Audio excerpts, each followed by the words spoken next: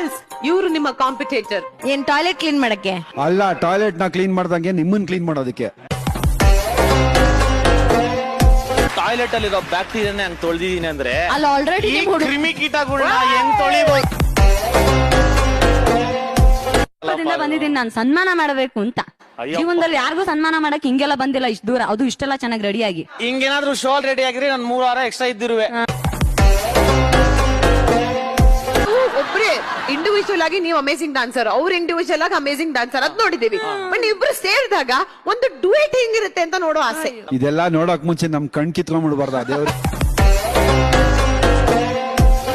ಏನಣ್ಣ, ನಾನು ಈ ಶರ್ಟ್ ತಗೊಂಡ್ ಮಕ್ಕ ಎಲ್ಲ ಬರ್ಕತೀನಿ ಕಣ. ಇವ್ರು